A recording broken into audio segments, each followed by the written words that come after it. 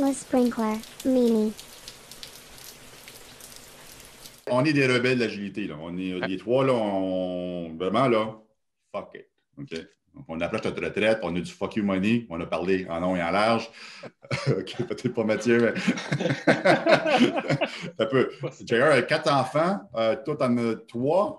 Moi, j'ai une fille de 22 ans qui est Ouais. autonome. OK. Fait qu'il y a juste toi qui a un bon compte en banque appréciable, Eric. Fait qu'on comprend pourquoi c'est toi le rebelle de la gang. Non, ça se peut. Ça se peut. Ça se peut. Ça se peut. Ça se peut. Hein? Ça se peut. Le client dit, c'est une grosse corpo, là. Le client dit, je veux scaler, je veux qu'on m'installe un scaling framework. Bam! Puis nous, on est des rebelles, puis on dit, non. On dit, tu dois descaler ton organisation. Ouais. Tu dois décomplexifier les choses. Le scaling de bidule, truc, muche, ça va juste patcher des dysfonctions existantes, va juste vous éloigner du client, va juste créer des frustrations auprès des équipes qu'eux veulent eux-mêmes provoquer du changement. Ça fait quelques années qu'on entend parler de descaling avec pas beaucoup de résultats, selon moi. C'est parce que c'est tough. Il y a deux dimensions dans le descaling. Fait que, pour moi, puis moi, je vais avoir l'approche que si, encore une fois, si je suis obligé de synchroniser 100 personnes ensemble à toutes les 10 semaines pour se garder alignés, ben, je vais dire, on va le faire, mais on va le rendre visible. On va les rendre visibles, tes dépendances. On va voir à quel point chaque morceau, là, on va essayer de le visualiser, ton spaghetti. On va se poser des questions. Lequel de ces lignes-là je peux découpler? Lesquelles que je peux me passer? Fait que là, tu vas te taper ta structure organisationnelle, tu vas te taper la surspécialisation des gens. Fait que moi, je ne peux pas. Mes programmeurs COBOL ne viendront pas des programmeurs Java demain matin. Ça ne marchera pas.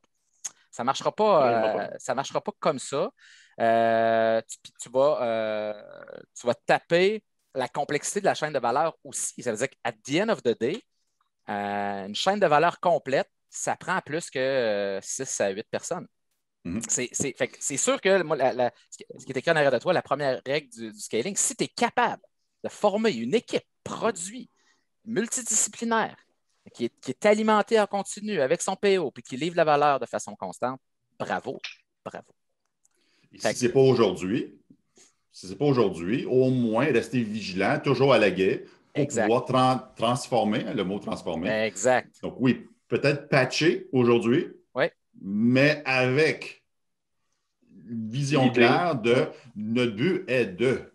Exactement. Et de devenir des entités autonomes, synchronisées qui livrent chacune d'entre elles de la valeur. Fait que là, on va les rendre visibles. Ça va être notre backlog transformationnel. Comme au début, quand on disait à l'équipe Scrum, les premières équipes Scrum, on lui disait faut que tu mettes un logiciel en prod à tous les 30 jours. Tout le monde tombait sans connaissance.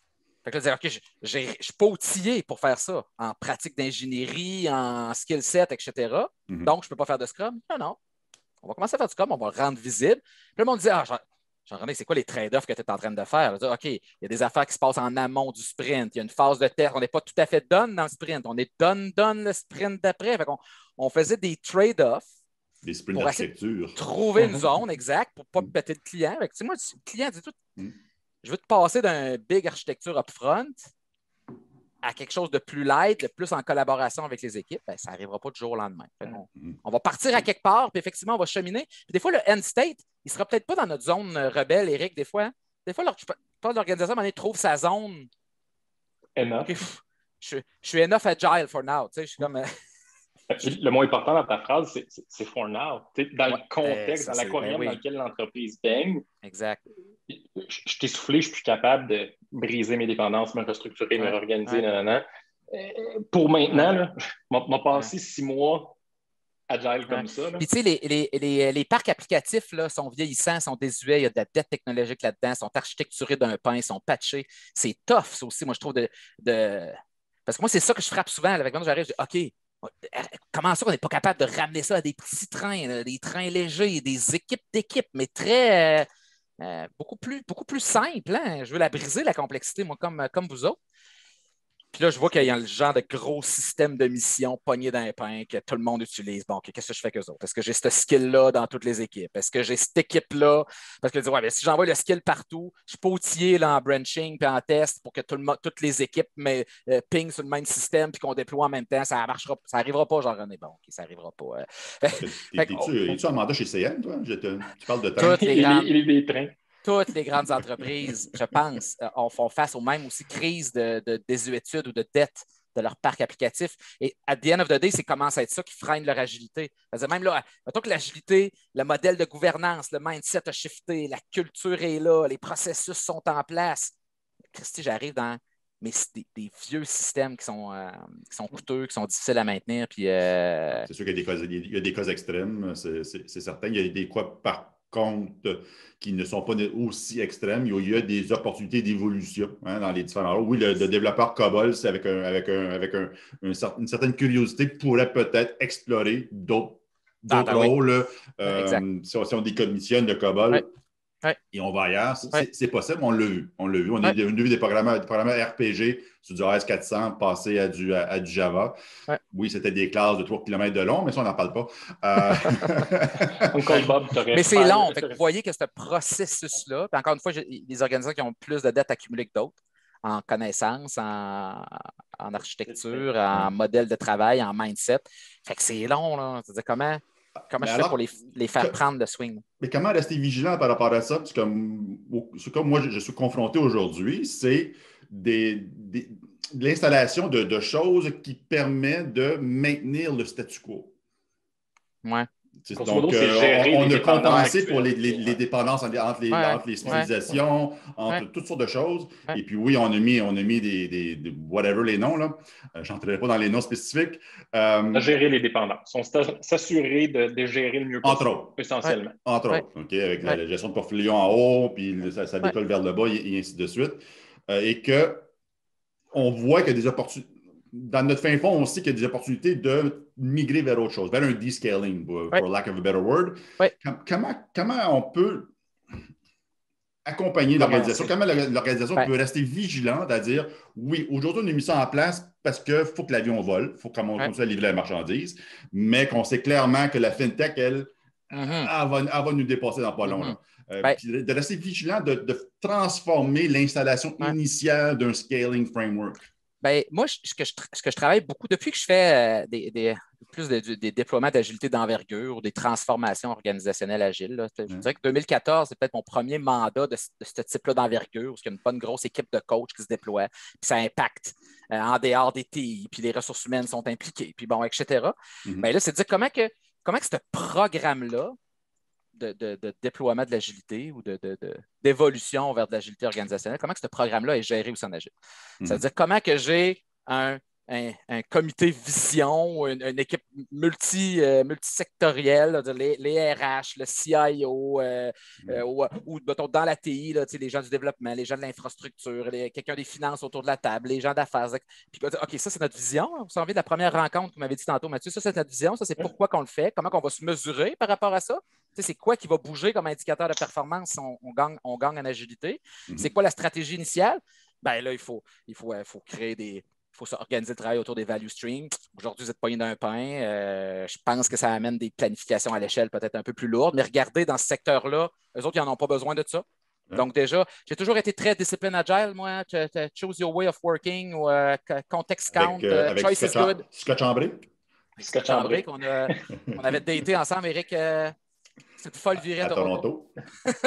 Mais d'entrée de jeu, quand tu as dit, dans la gestion de je pense que c'est le mot que tu as utilisé, de la transformation qui s'en vient, peut-être que je suis mal tombé, peut-être que moi, ce que j'ai beaucoup observé, c'est que cette transformation-là, s'il y en a une qui est gérée de façon traditionnelle, c'est celle-là.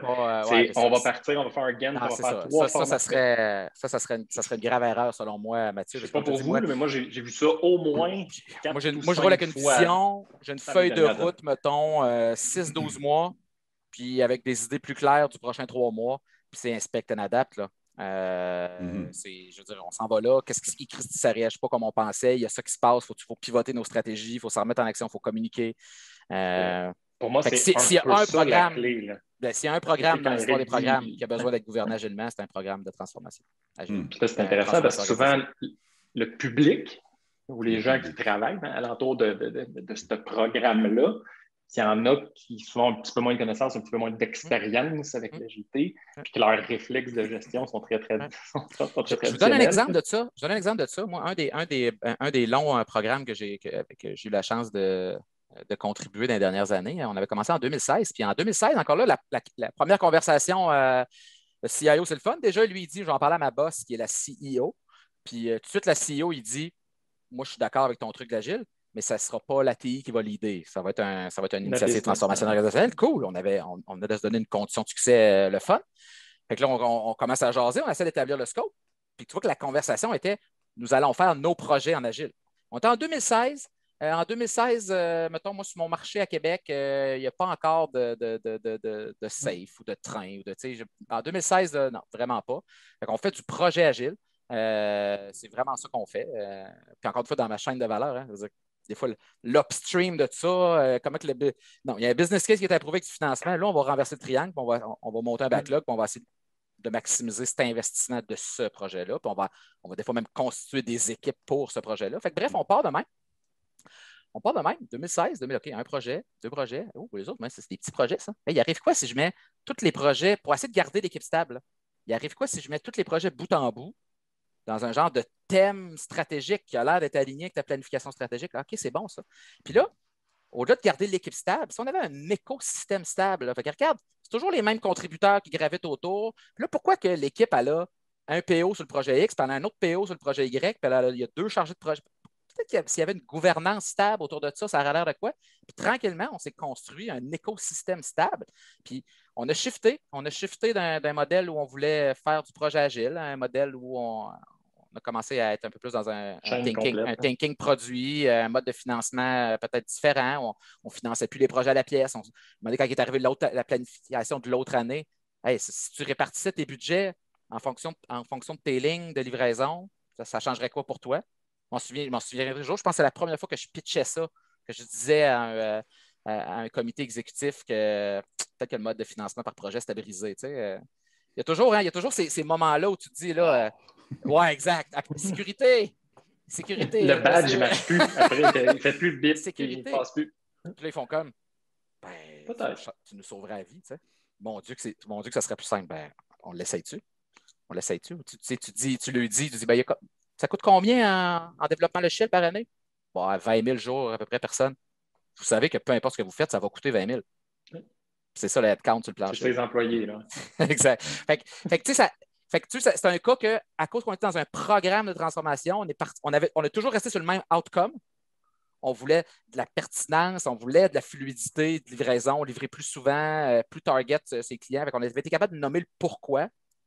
Puis les moyens pour se rendre à ce pourquoi-là, ils ont shifté en fonction d'une conversation stratégique qui est restée vivante pendant les 4 ans de ce programme de transformation-là. Fait que ce serait ma façon de rester vigilant, assurément.